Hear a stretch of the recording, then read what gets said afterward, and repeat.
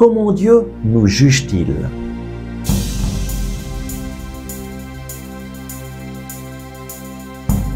Le Christ est ressuscité. Chers amis, bonjour. Nous prions aujourd'hui avec le psaume 99 au verset 4. Le roi qui aime le jugement, c'est toi. Tu as fondé droiture, jugement et justice. En Jacob, c'est toi qui agis. Qui est donc ce roi qui aime le jugement et qui agit dans nos vies? C'est Jésus. Et comment donc Dieu nous juge-t-il? Dans la lettre de Saint Paul aux Romains, chapitre 3, verset 23, Saint Paul écrit que tous ont péché et sont privés de la gloire de Dieu.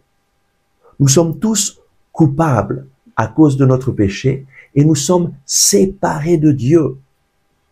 Et donc, quel est le jugement sur nos vies? Le jugement, c'est coupable.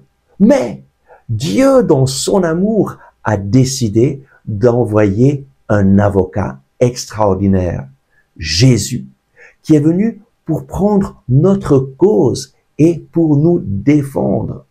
Et lorsque tu donnes ta cause à Jésus, voilà ce qui arrive. Tous ont péché et sont privés de la gloire de Dieu, oui, mais ils sont justifiés gratuitement en vertu de la rédemption réalisée dans le Christ Jésus.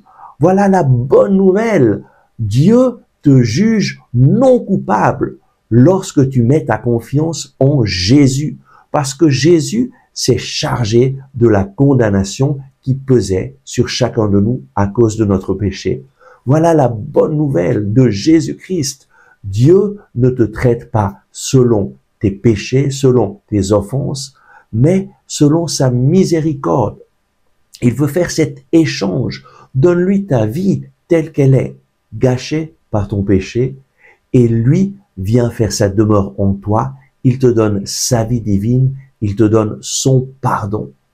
Voilà le jugement de Dieu. Lorsque nous comptons sur nous-mêmes, sur nos bonnes œuvres pour être sauvés, nous sommes jugés coupables. Il n'y a aucun homme qui peut payer le prix de ses fautes. Mais lorsque nous mettons notre confiance en Jésus et nous l'accueillons comme notre avocat, lui prend notre cause et il plaide notre cause devant Dieu et il dit, déjà, je suis mort pour cette personne. Père, pardonne-lui. Elle ne savait pas ce qu'elle faisait en s'éloignant de toi. Et Dieu, qui est fidèle et juste, nous pardonne lorsque nous mettons notre confiance en Jésus. Prions. Merci Seigneur Jésus, parce que toi, tu es l'avocat juste, celui qui s'est chargé de la condamnation qui pesait sur nous, et tu nous défends devant Dieu. Tu nous as sauvés en mourant sur la croix.